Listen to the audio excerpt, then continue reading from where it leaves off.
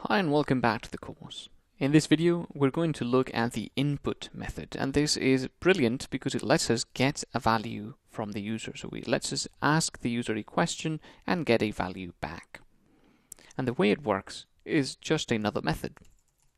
The name is input, and then it has the opening and closing bracket as all other methods do, and inside the brackets we put what we want to ask the user for.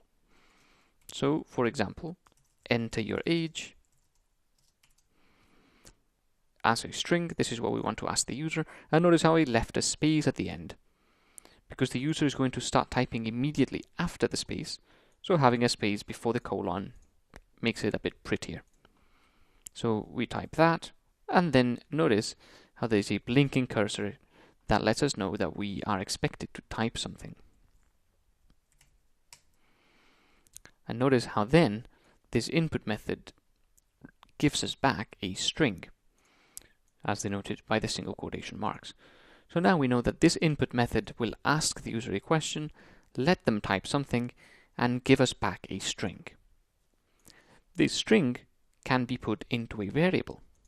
Easy enough. User underscore age is the name of my variable. Remember, you can use underscores in variable names. Equals input, enter your age.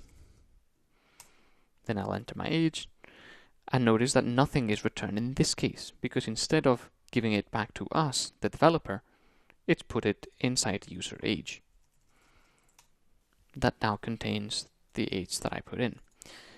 Do notice that I put in essentially a number. I didn't put quotation marks around it, but it still came back as a string.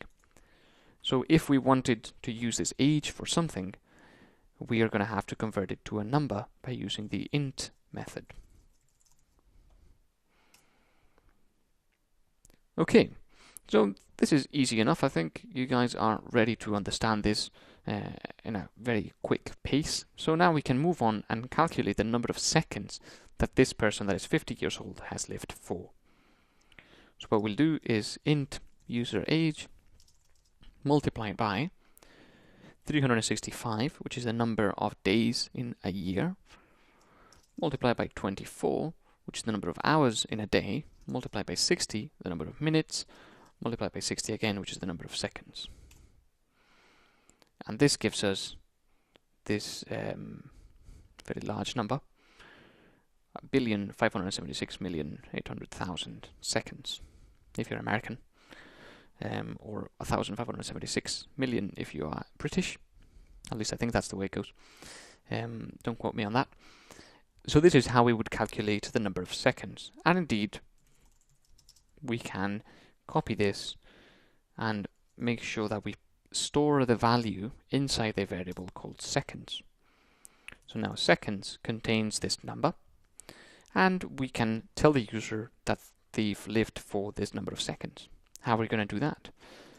Print, you have lived for seconds, format seconds.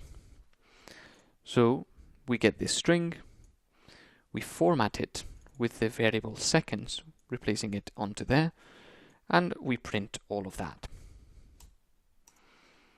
And then it tells us that we have lived for a very large number of seconds. And that could be our program. Easy enough to create. However, the user still has to, well, there is really no user. The developer still has to create the program before being able to run it. So really what we should do is do something that will allow the user to simply execute our program without having to type any code themselves. So that's what's going to be coming in the very next video. So I'll see you there.